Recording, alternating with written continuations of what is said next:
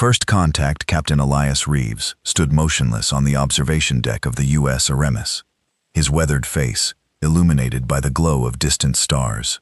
After 16 months in deep space, the exploration vessel had ventured farther than any human ship before it, crossing the boundary of charted territory into what the crew had begun to call the Silent Expanse. "Captain, you need to see this." Dr. Mong's voice crackled through the comm system, an unusual edge of excitement. Breaking through her normally calm demeanor, Reeves sighed. In his 20 years with the United Earth Space Agency, he learned that you need to see this rarely heralded good news. "On my way, Doctor." The science lab was a hive of activity. When he arrived, the usual methodical precision had given way to barely contained chaos. As the Twelvers science team huddled around the main holographic display, "We detected it an hour ago," Dr. JN explained, her fingers dancing across the control panel. "At first we thought it was an asteroid cluster, but then the hologram shifted, revealing a massive structure floating against the backdrop of space. It was unlike anything Reeves had ever seen. A colossal vessel that seemed to defy conventional design principles, with sweeping organic curves intersecting with geometric precision." "That's a ship," he whispered. "Not just any ship," Captain John replied. "Based on our preliminary scans, it's been out here for at least 50,000. The captain's mind raced with implications. Humanity had spent centuries searching for signs of intelligent extraterrestrial life, finding only microbial evidence on Mars and Europa. Now barely 3 light-years beyond their farthest outpost, they'd stumbled upon not just evidence, but a technological marvel that made the Emis look like a primitive canoe. "Have you attempted communication?" Reeves asked his training. Taking over, Dr. Kavita Patel, the team's Sinol linguist, stepped forward. "We've tried standard first contact protocols, mathematical sequences, binary code, radio frequencies across the spectrum. No response. It appears dormant," Zhang added, "but our sensors detect a power source within the vessel. Whatever it is, it's still operational." After 50 millennia, Reeves studied the hologram, noting the vessel's immense scale set course to intercept. "Alert the crew. I want a full briefing in 1 hour." Communications officer Nadia Volkov watched the alien vessel grow larger in the view screen as the Aramis approached. Born on Mars, she had never quite adjusted to Earth's gravity during her academy training. But space felt like home. Transmitting greeting sequence Alpha, she reported, her fingers flying across her console. "All frequencies, all known protocols." The bridge was silent except for the soft electronic hum of equipment. Captain Reeves stood behind, her arms crossed, while Security Chief Ura Tanaka maintained a watchful stance, his hand never far from his sidearm. Still no response. Nadia confirmed after several minutes. Doctor studied her tablet. "I'm detecting minuscule energy fluctuations. It's almost like it's listening." "Continue transmission." Reeds ordered Letun. "Try sequence again." Nadia nodded, but before she could restart the greeting protocol, frustration overwhelmed her professional veneer. "Why won't you answer us?" she muttered, under her breath, in her native Russian. The effect was immediate and dramatic. The alien vessel pulsed with sudden life ripples of blue-green energy cascading across its hull. The Artemis proximity alarms blared as energy readings spiked off the charts. "What the hell did you do?" Tanaka demanded, drawing his weapon instinctively. Nadia stared in shock. I just spoke to it in Russian," Dr. Zhang noted, her eyes wide. The mathematical protocols didn't work, but a human voice in Russian triggered a response. Captain Reeves leaned forward. "Officer Volkov, say something else." Nadia swallowed hard and spoke again in Russian, this time a formal greeting. The vessel's response intensified. Patterns of light shifting and coalescing across its surface. "It's generating a docking field," the navigation officer announced, his voice strained. It's pulling us in." "Should I resist, Captain?" he asked, hands hovering over the controls. Reeves hesitated only briefly. "No, let it guide us in, but be prepared for emergency separation." As the Emis was drawn toward the ancient vessel, the crew watched in awe as a seam appeared in the seemingly solid hole, widening into an entrance large enough to accommodate their ship. "It's inviting us inside," Dr. John whispered. The boarding team assembled in the airlock, each member checking their environment suits. Captain Reeves had selected a small group himself. Dr. Zhang, Security Chief, Tanaka, Engineer Lucas Okafor, and Communications Officer Volkov. Remember, Reeves addressed them. We're making first contact with a civilization that may have been spacefaring when our ancestors were still figuring out agriculture. Standard protocols apply: no hostile actions. Document everything. The team stepped through the Artemis's airlock into a transparent tunnel that had formed between the two vessels. It was neither solid nor liquid, but something in between. A miracle of engineering that shouldn't have been possible, according to human understanding of physics. Atmospheric readings are stabilizing. John reported checking. Or scanner oxygen, nitrogen trace elements. It's creating a breathable atmosphere. Keep your helmets on, until I give the word, Reeds ordered. They progressed through the tunnel, into the ancient ship. The interior defied expectations. Instead of a confined space, they entered what appeared to be a vast chamber, with walls that seemed to shift and move as if the very structure of the vessel was fluid rather than solid. This is incredible, Engineer Okafor breathed, his engineer mind struggling to comprehend the technology surrounding them. The ship appears to be reconfiguring itself in response to our presence. Nadia felt an odd sensation, a gentle pressure at the edges of her consciousness, neither invasive nor threatening, but unmistakably present. Does anyone else feel that? She asked hesitantly before anyone could respond.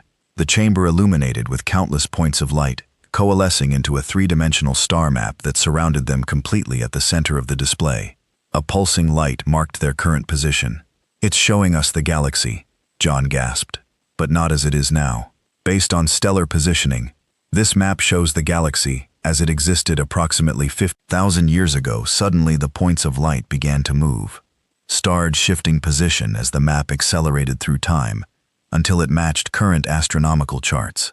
A series of symbols appeared, unlike any language the team had encountered. It's communicating, Nadia said. But I don't understand. Stand. As if in response to her words, the symbols transformed, shifting and changing until they formed recognizable Silic characters. Then English, then Mandarin, cycling through human languages at breathtaking speed. The message, when it stabilized, was simple and profound. The Guardians welcome, the children of the architects. What does that mean? Tanaka asked, his weapon still ready, despite the seemingly peaceful contact.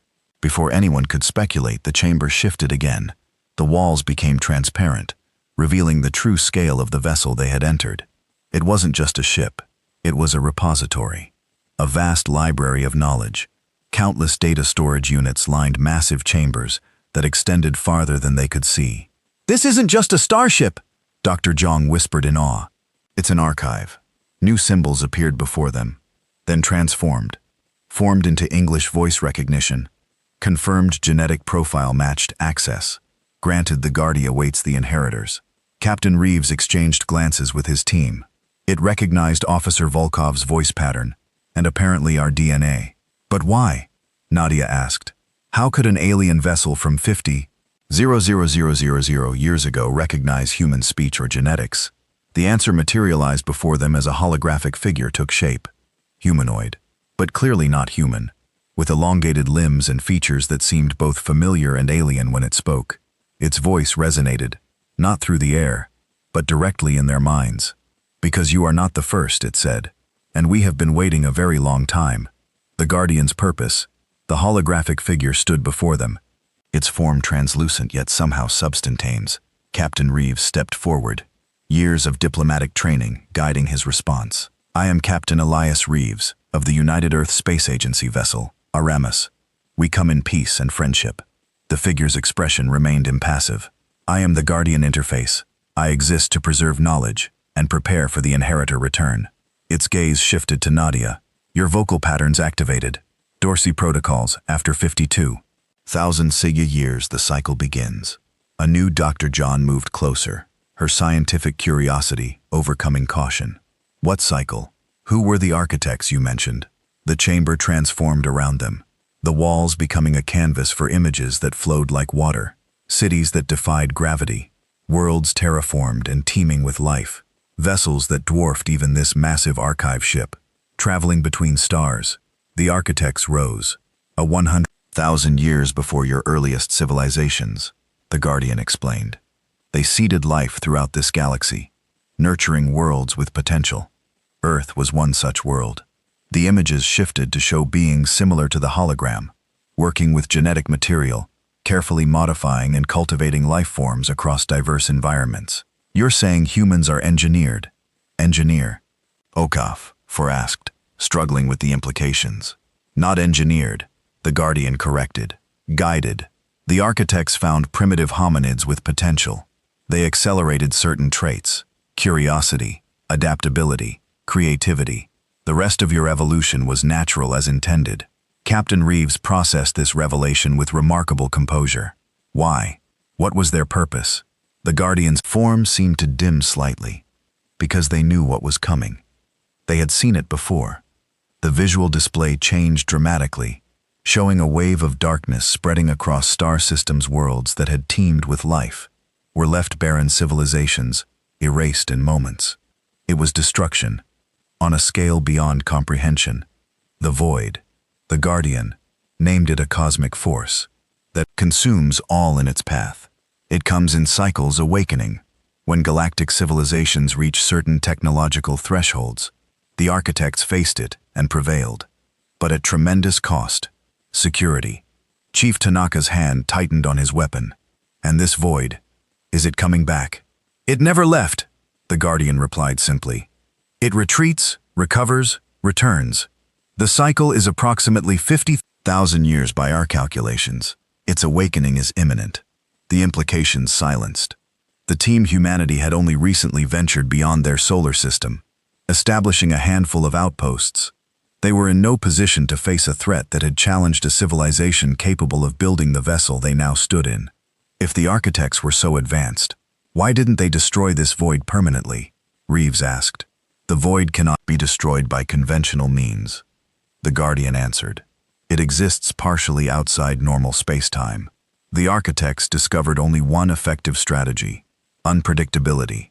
The display shifted again, showing battles were smaller, more primitive vessels, employed tactics that confused and disrupted the Void's forces. The Void operates through perfect prediction. It analyzes patterns, anticipates responses, counters with absolute efficiency. The architect's technology became predictable to it. But humans, the Guardian turned to face them directly. Humans are chaos. Embodied, your decisions defy logical prediction. Your creativity generates solutions no algorithm can anticipate. Nadia finally understood. That's why my voice activated the ship you were waiting for us. Specifically.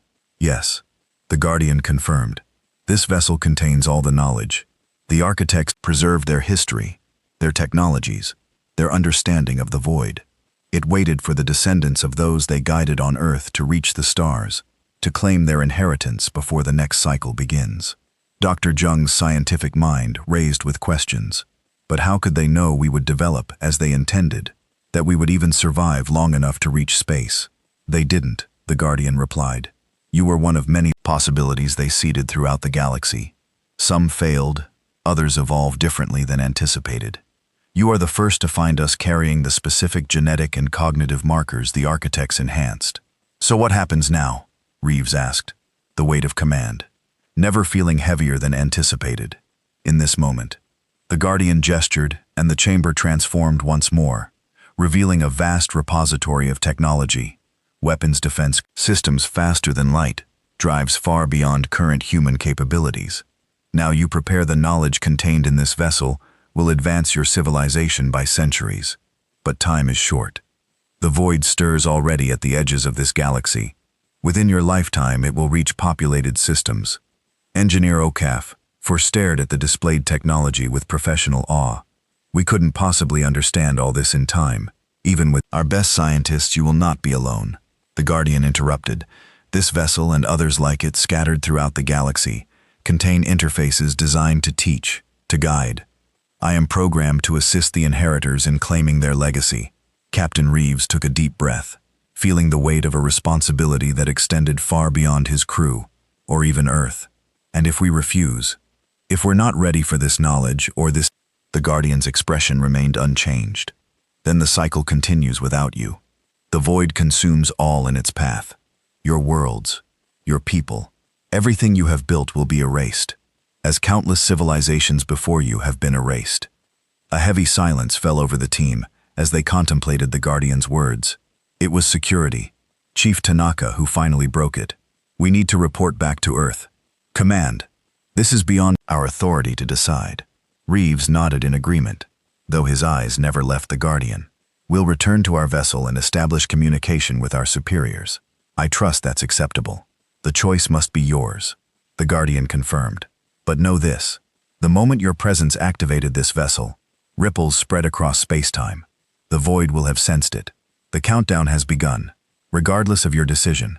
As the team prepared to return to the Emmys, Nadia lingered, studying the holographic figure with intense curiosity.